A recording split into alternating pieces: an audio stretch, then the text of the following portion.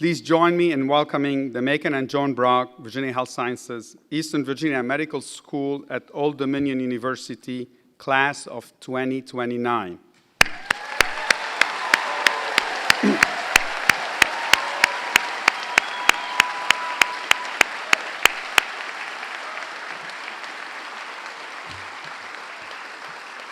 Thank you. Sounds so far away, but trust me, it is not.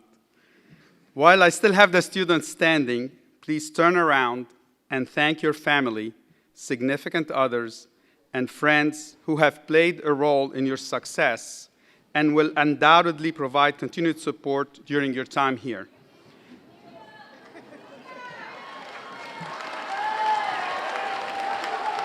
All right, don't fall.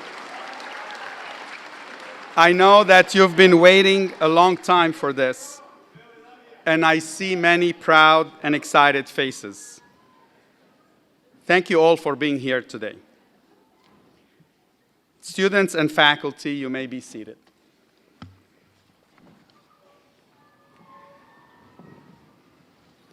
I'm Dr. Alfred Abu Hamid, Executive Vice President for Health Sciences and Dean of Eastern Virginia Medical School at Old Dominion University. That title will be changing soon because we are very pleased to welcome our new Dean of Eastern Virginia Medical School, Dr. Judette Louis. Judette, please stand.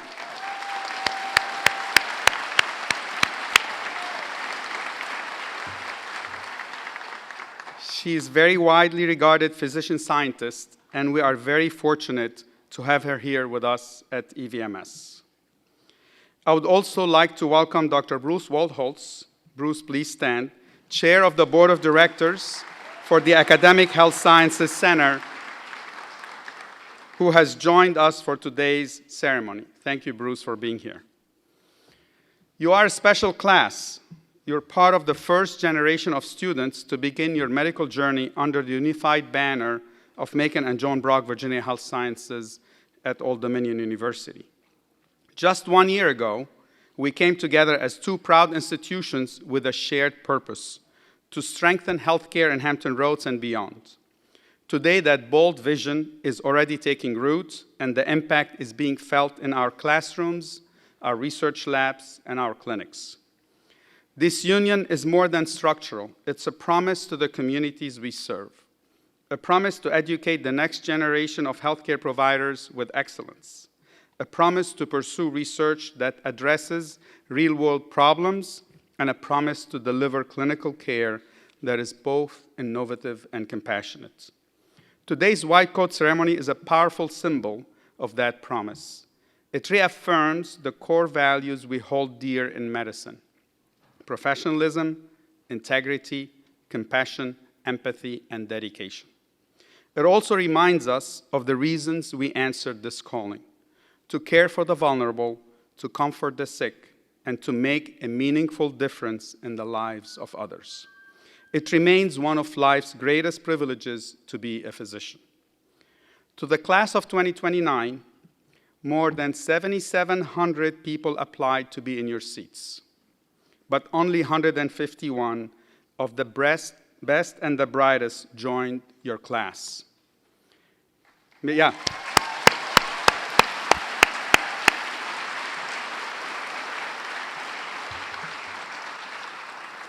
Half of you are from out of state and half from Virginia, including 19 from here in Hampton Roads. Collectively and individually, you're among the very best of the best.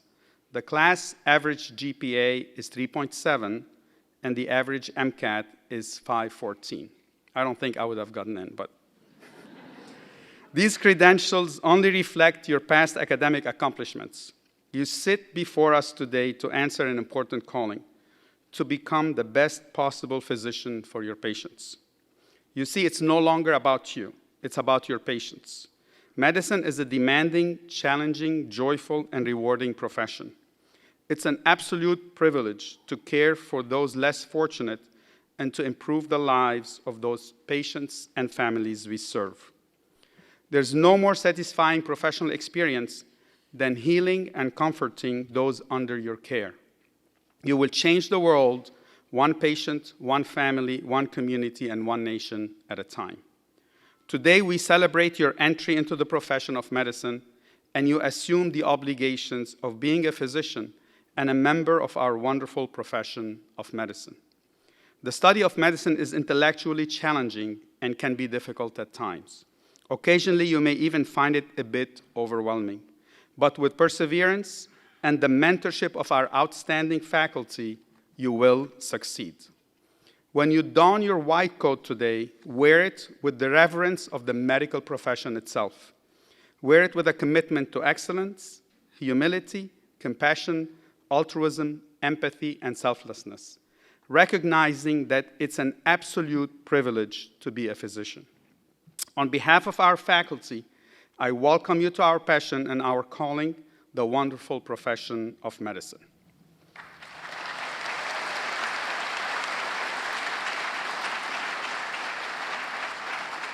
Now it's my sincere pleasure to introduce Trevor Lyford, MD Class of 2026, to tell you about the heritage of this ceremony and the symbolism of the white coats. Trevor?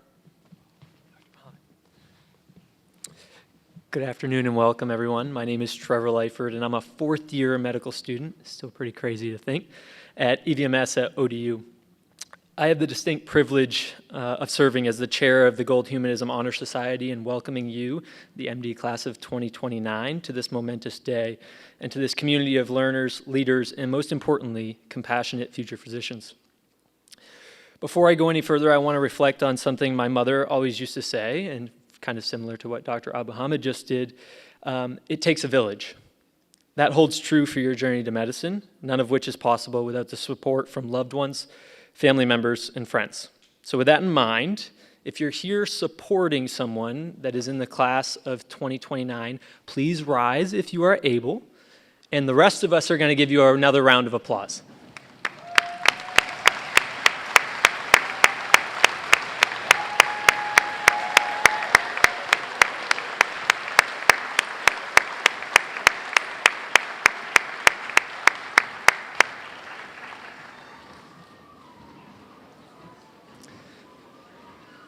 And now to you, MD class of 2029. The white coat ceremony is widely treasured rite of passage for first-year medical students across the world. During the ceremony, students are presented with their first white coat as a symbol of their formal induction into the profession of medicine. After ceremoniously donning the white coat, students and their fellow colleagues collectively recite the Hippocratic Oath as a shared promise to uphold the highest ideals of professionalism and humanism in medicine. The first white coat ceremony took place in 1993 at Columbia University. Prior to this first ceremony, medical trainees across the world typically received their white coats and recited the Hippocratic Oath upon graduation from medical school. However, the late Dr. Arnold P. Gold, a renowned pediatric neurologist at Columbia, and his wife, Dr. Sandra Gold, thought that reciting this oath at graduation was inappropriately 4 years too late.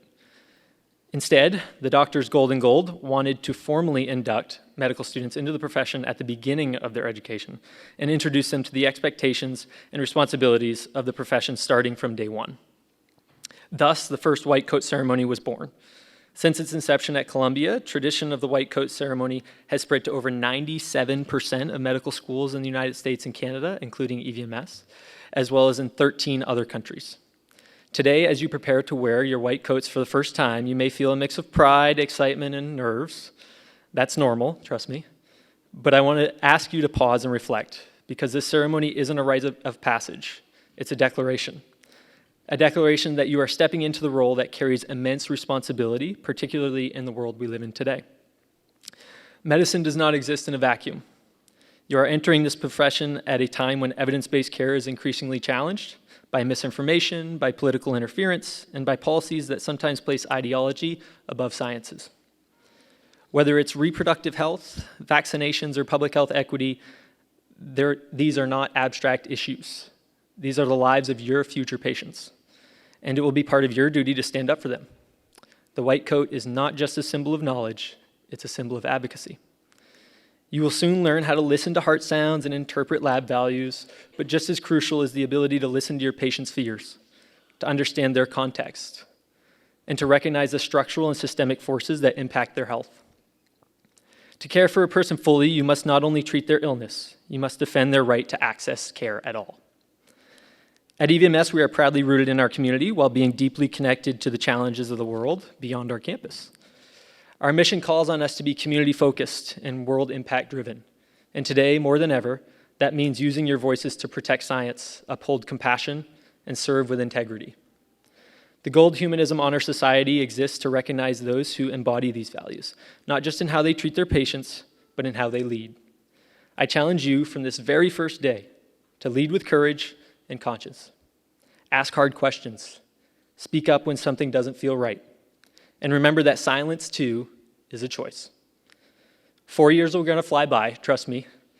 Between practicing U-World questions or Anki, doing surgical knot tying, make sure you take some time to pause and reflect on what constitutes a great physician: humanism. As the infamous Dr. Hunter Patch Adams once said, you treat a disease, you win, you lose. You treat a person, I guarantee you, you'll win, no matter what the outcome. So welcome, class of 2029. We're so glad you're here, and thank you, and congratulations.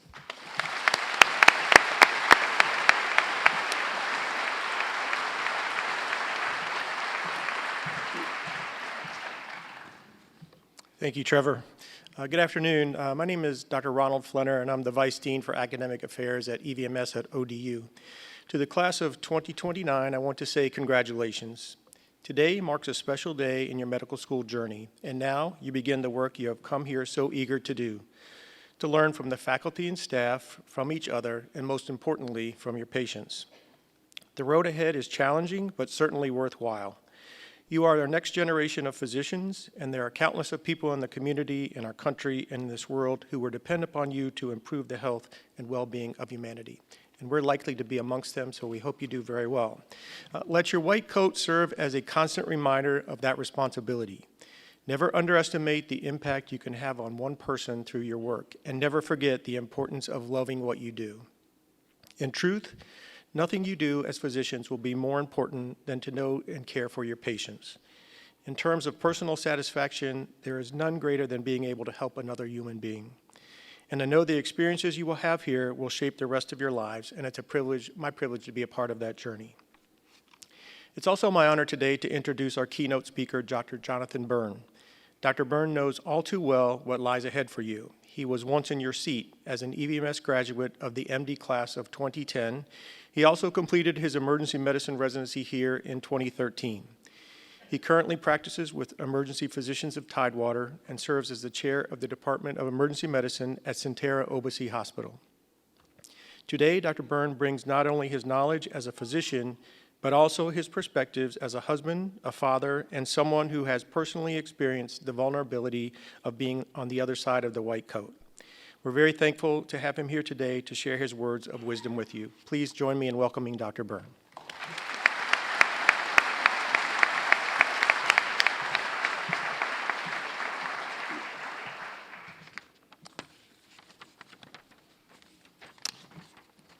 It's a real honor to be able to celebrate this occasion with you all. I also appreciate the chance to get dressed up in real clothes. Working in the ER kind of feels like I wear the same color scrubs every day of the week. But this is certainly an occasion that's worth dressing up for. As I spent time over the past few weeks trying to figure out what I wanted to share with you all, it gave me a chance to reflect back on my time here as I sat where you're sitting 19 years ago. I have so many fond memories of how this school shaped the physician that I became and still continue to become. It also got me thinking about the sacrifice required to be sitting where you're sitting today. The time you spent studying in undergrad, your investment in community service and gaining medical experience, the effort spent traveling around the country interviewing at different medical schools, not to mention the sacrifice, of those who love you, many of whom are in this room as well. It also got me thinking about the opportunity cost of choosing a career in medicine over a different and perhaps easier path. Your friends from college are probably out there in the real world with their jobs and advancing their careers and maybe even putting money in their 401ks. But here you are, and you're taking out potentially hundreds of thousands of dollars in student loans. And then that got me thinking back to what it was like to live on student loans. My wife Heather and I, we got married right before I started med school here. And like you, we felt like we had already sacrificed a lot. I mean, we were living in this tiny apartment. Student loans were our only source of income. And we used to try to see how far we could make it into the winter without turning on the heat in order to save money. And we called it No Heat November. So when the IRS gave us our first tax refund as a married couple, we decided to take that $2,500 and take a trip to Italy during winter break in between semesters. And it was a lovely trip, and we saw Venice and Florence and Rome, and all the places that we stayed in had heat. But there are probably a few of you asking yourself, how do I live on student loans and get a $2,500 tax refund? And the answer is you don't, unless you make a mistake on your taxes like we did. So, barring any accounting errors on your part, this theme of sacrifice is likely to continue today as you put on the white coat. This path has demanded a lot and will continue to demand a lot of you.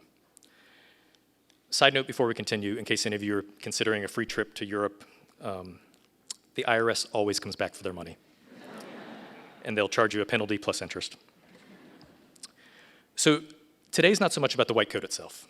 This coat you're going to put on today, this blend of cotton and polyester, it's going to fray and fade. It's never going to be quite as white as it is today.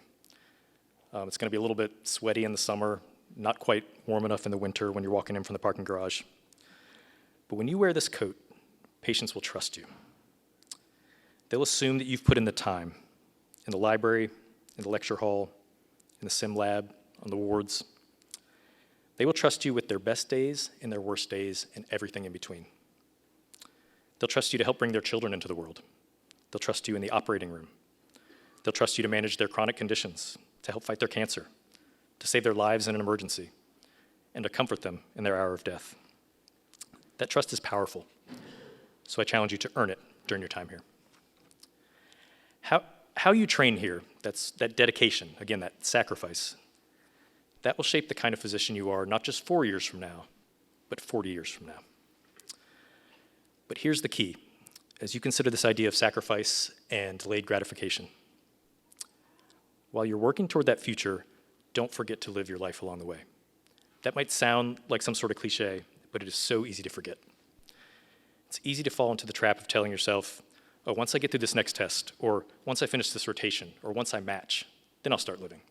And you can even extrapolate that out further and say, oh, once I get that first paycheck, or once I become partner, or even once I retire. And the list can go on and on. But don't do that. Build healthy habits now. Maintain friendships. Stay connected to your community and your family. Make time for the people you love. Don't convince yourself that life starts later. Life is now, and it's short. I've learned that personally over the past few years. Like I said, my wife and I got married just before I started medical school. And we both lived like life would start after training, like after we had jobs, after we had time.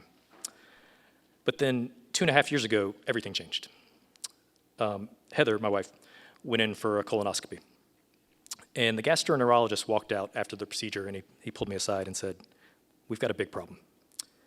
And she was diagnosed with colorectal cancer at the age of 39.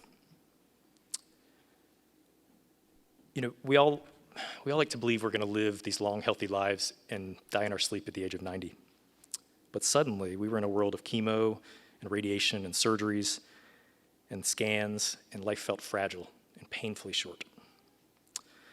When Heather was diagnosed, I went from being the person in the white coat to being the person in the waiting room.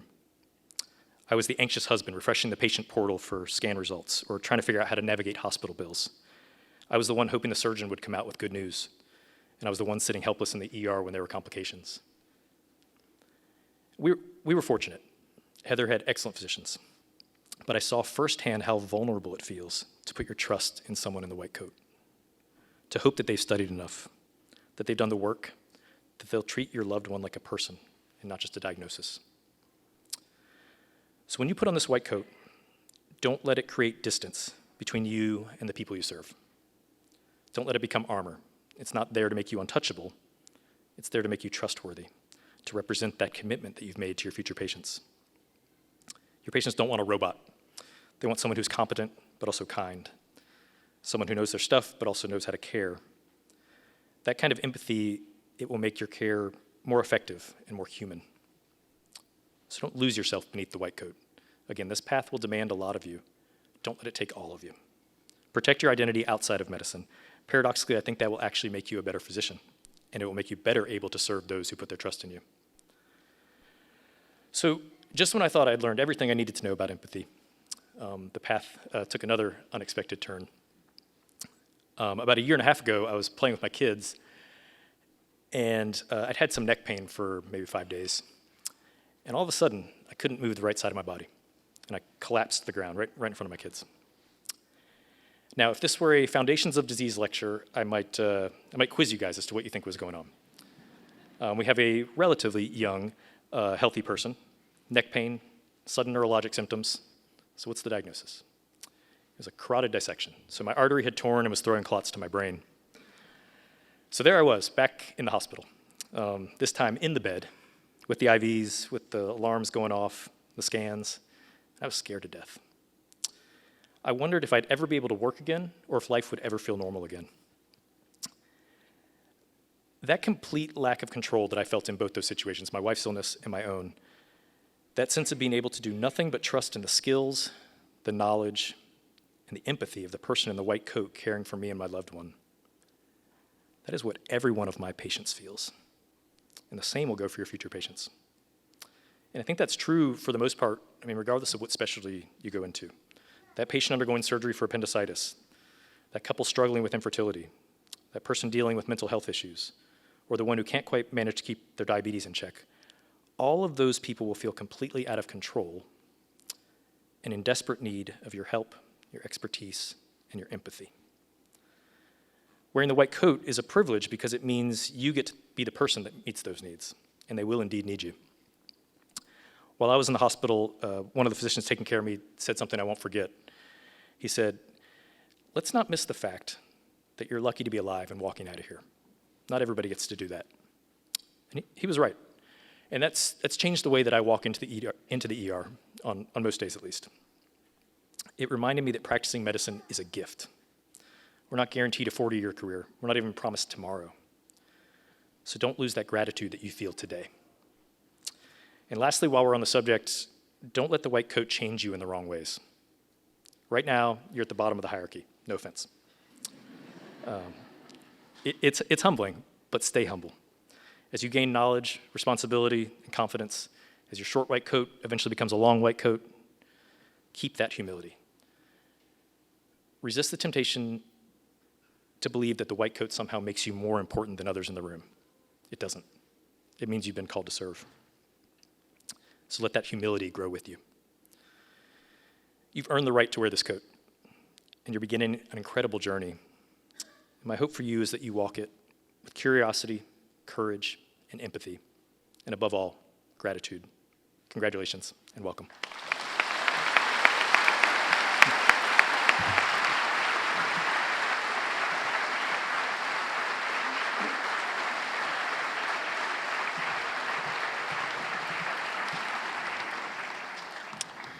Thank you, Dr. Byrne, for your insightful words. It's now time for presentation of the white coats. Would the chairs or their designees from our basic science and clinical departments please rise as I call your names in order of department. Representing the Department of Biomedical and Translational Sciences is Professor Dr. Lori Wellman. Representing the Department of Dermatology is Chair Dr. Gideon Smith. Representing the Department of Emergency Medicine is Chair Dr. Barry Knapp. Representing the Department of Family and Community Medicine is Chair Dr. John Snellings. Representing the Department of Medicine is Chair Dr. Rayhan Khayyam. Representing the Department of Obstetrics and Gynecology is Chair Dr. George Sadeh. Representing the Department of Ophthalmology is Chair Dr. Peter Netland. Representing the Department of Otolaryngology is Interim Chair Dr. Christina Baldassari. Representing the Department of Pediatrics is Vice Chair Dr. Eric Warner. Representing the Department of Physical Medicine and Rehabilitation is Chair Dr. Beverly Roberts Atwater. Representing the Department of Psychiatry and Behavioral Sciences is Chair Dr. David Spiegel. Representing the Department of Surgery is Associate Professor Dr. Lexi Shaw. The chairs and department representatives are here today to help our students into their white coats. When your name is called, please approach the stage, and I would also like to invite Drs. Abu Hamid, Dr. Louie, and Dr. Byrne to join me so we can congratulate each of you as you leave the stage.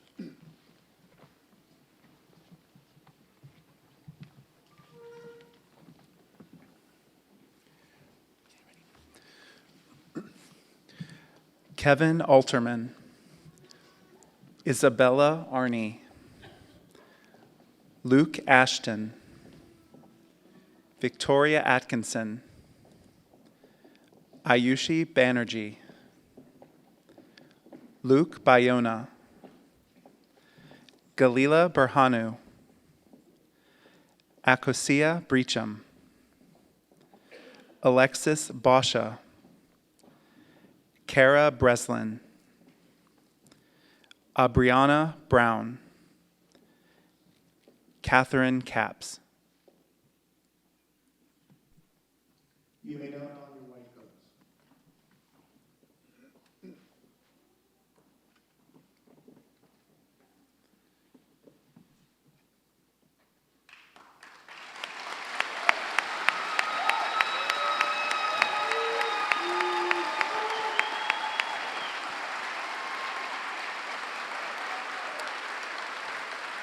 You may return to your seats.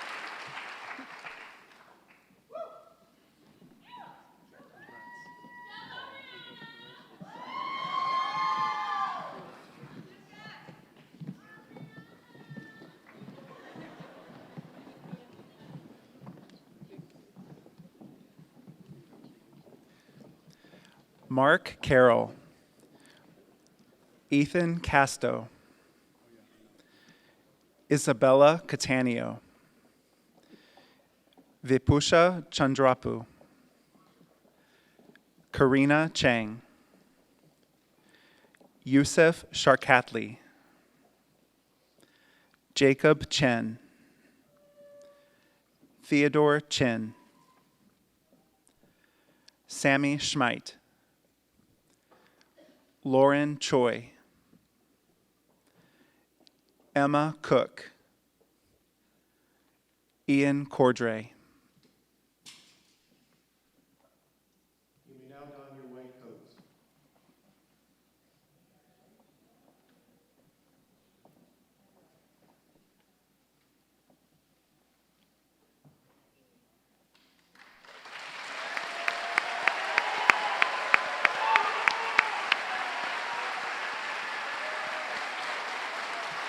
You may return to your seats.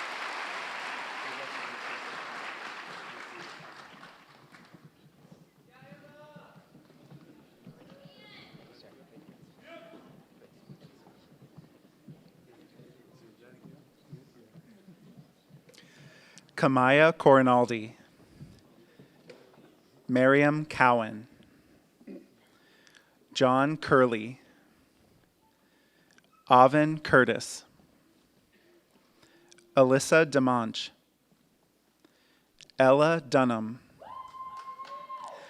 Momen El-Bakari, Matthew Ellis, Amber Engler, Christian Espinoza Barrios, Hunter Flora, Joshua Foster. You may now don your white coats.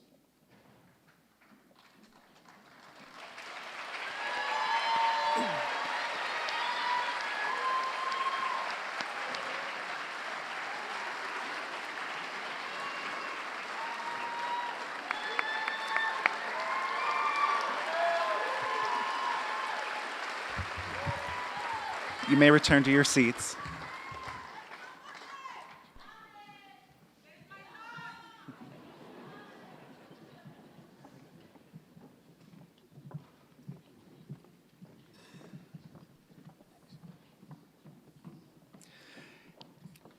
Callie Franz, Jillian Gallardo, Haley Gawk, Aaron Golden, Diego Gomez, Justin Gousset, Angela Goyle, William Greer,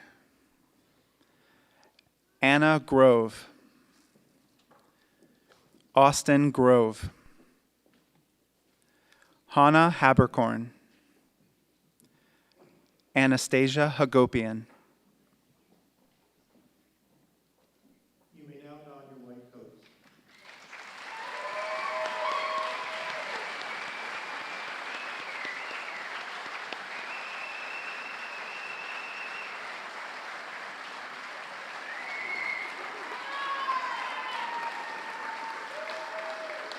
And you may return to your seats.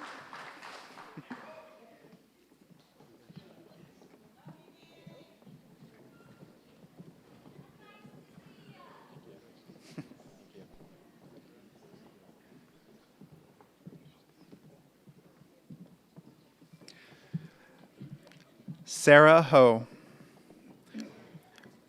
Joseph Hostetler, Dalia Hoyos Mejillas, Gavin Hughes, Emily Enzer, David Johnson, Kirsten Johnson,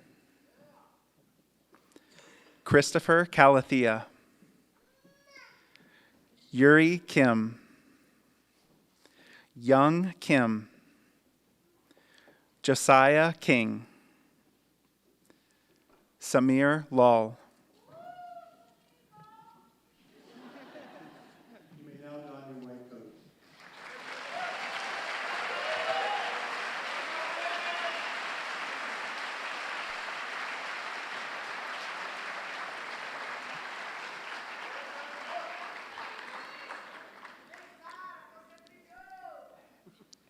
And you may return to your seats.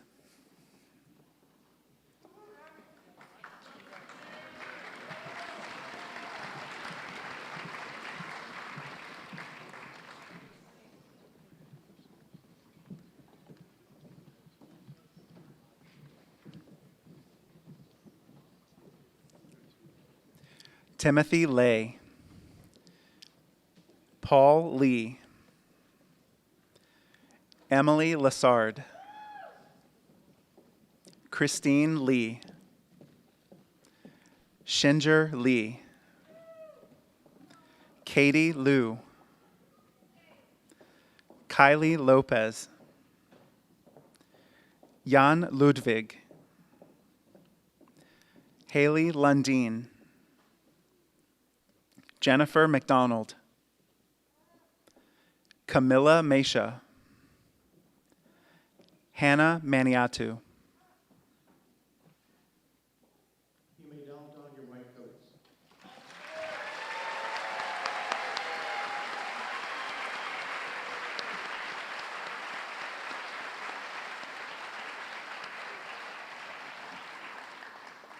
And you may return to your seats.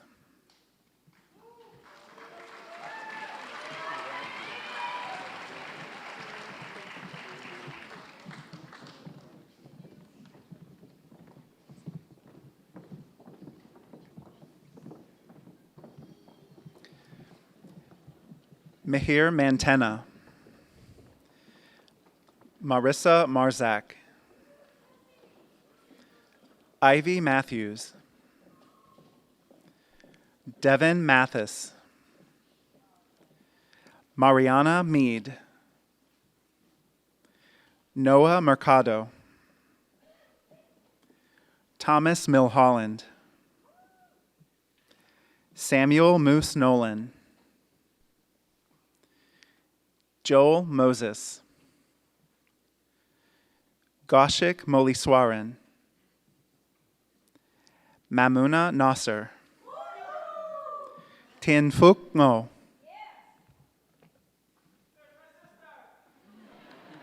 You may now don your white coats.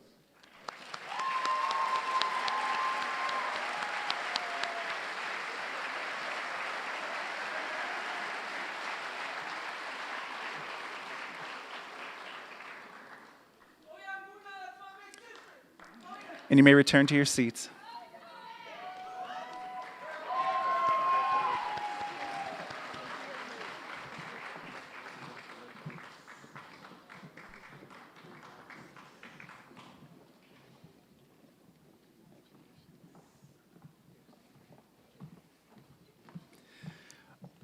Oliver Wynn. Nolan Uchi. Carson Parker Kepchar. Sarah Parks. Miles Parks Tiller. Rylan Pearsall. Christian Pfeffer Kleeman. Alyssa Pila. Wilson Plummer. Nicholas Papalizio.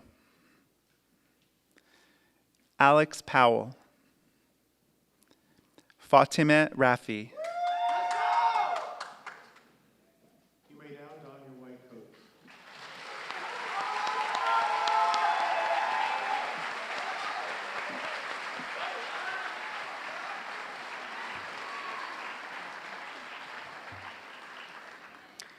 You may return to your seats.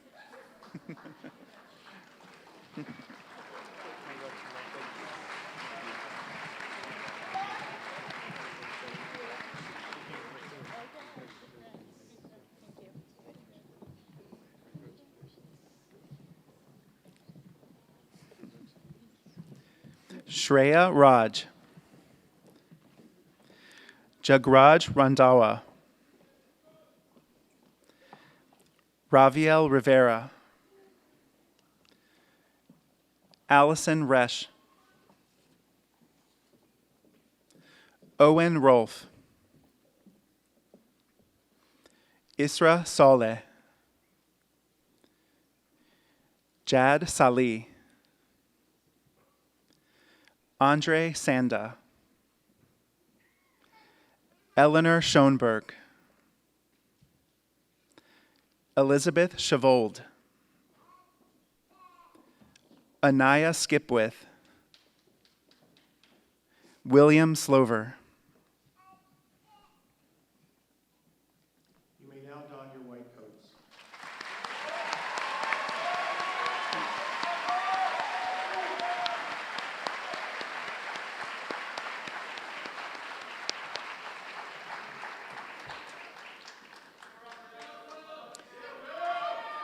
You may return to your seats.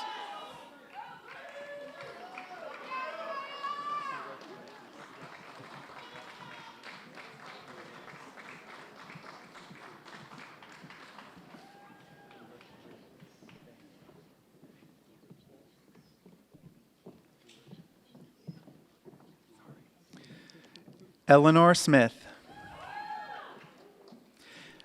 Graydon Smith. Daryl Sneed. Laura Snow. Kavya Soman. Sarah Spicer. Cameron Stotesbury. Alice Strawn. Yadel Temeskin. Joseph Thomas. Manas Tiwari. Teresa Trin. You may now don your white coats.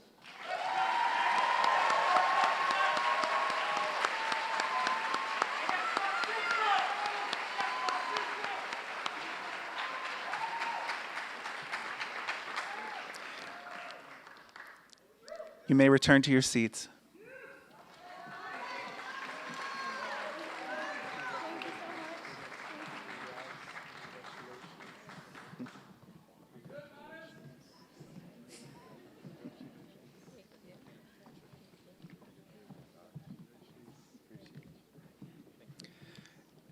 Alexander Velikovich.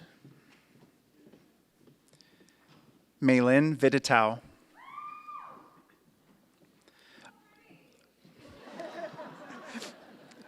Ananya Vora. Jordan Walsh. Sarah Wakar. Darren Warren. Matthew Whalen. Ariana White. Spencer White. Stanley Warnicki. Matthew Wilcox. Janelle Williams. You may now don your white coats.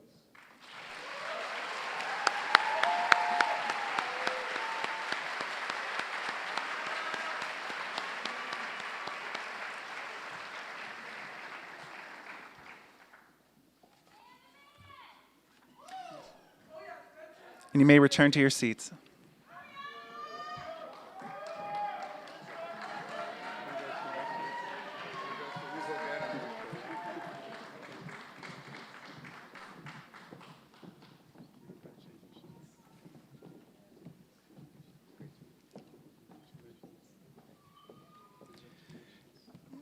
Carolyn Wilson.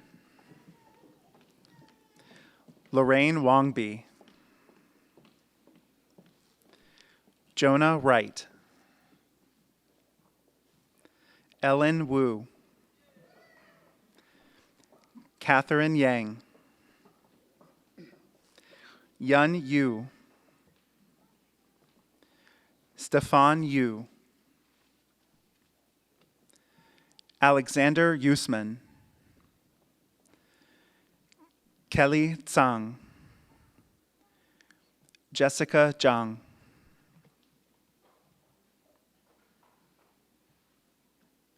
You may now don your white coats.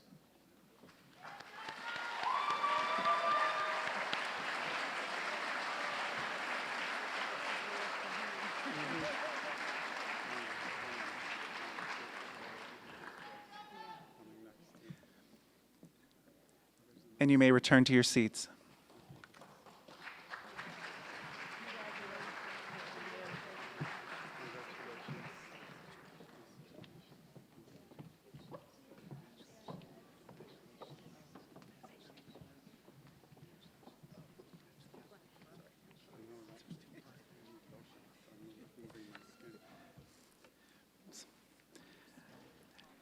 Kelly Tsang. Jessica Zhang.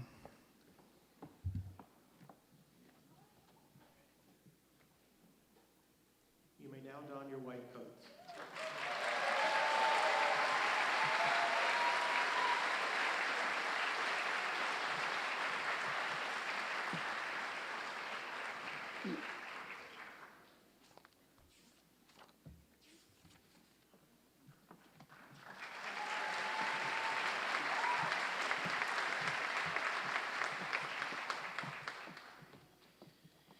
Chairs and department representatives, you may be seated.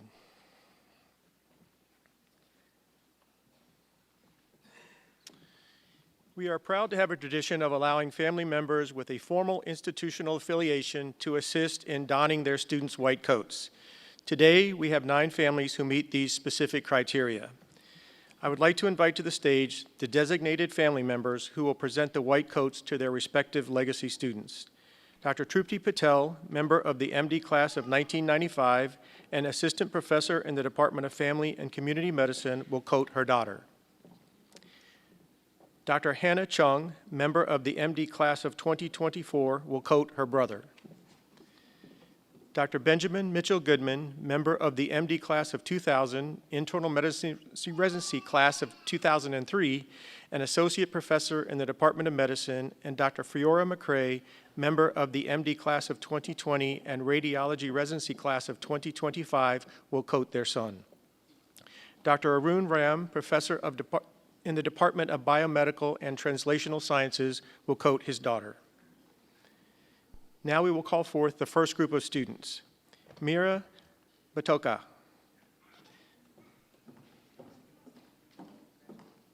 Matthew Chung. Benjamin Goodman. Ria Gawanda.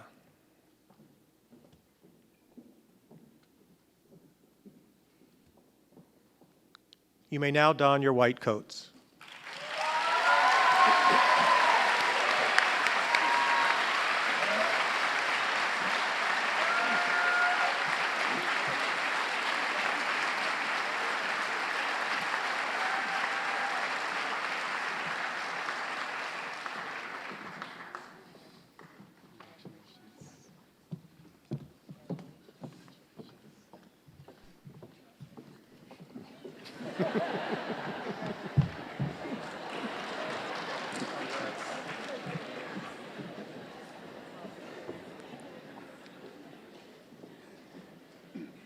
Now I would like to call forward the remaining family members to present the white coats to their legacy students. Dr. Benjamin Holstedge, MD class of 2023, will coat his sister along with their father, Dr. Christopher Holstedge, Associate Professor in the Department of Pediatrics. Dr. Derek King, member of the Emergency Medicine Residency class of 1997, will coat his daughter.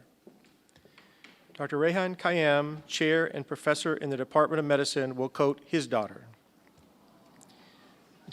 Dr. Shahir Sarani, member of the MD class of 2021, will coat his sister. Dr. Eric Simons, member of the MD class of 1989, will coat his daughter. Now we will call forth the students. Annalie Holstedge. Sarah King. Nita Rehan. Miriam Sarani. Noel Simons. You may now don your white coats.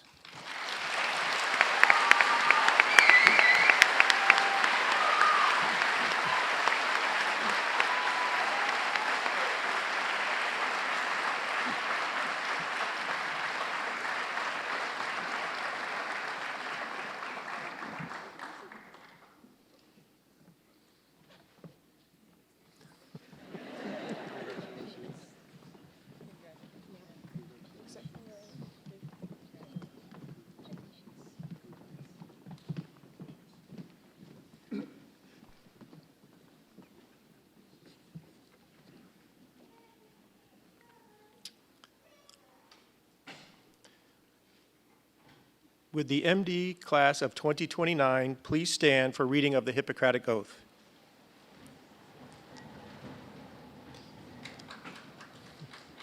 Students, you can find the oath printed on page 7 of your program, and in addition to the students, we invite all of the physicians here today to join in recitation of the oath.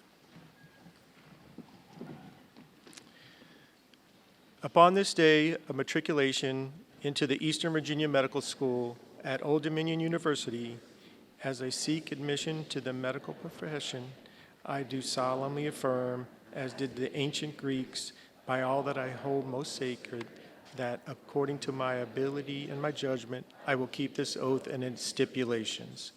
I hold my teachers in this art equal to my own parents and extend to them the respect and gratitude which is their due.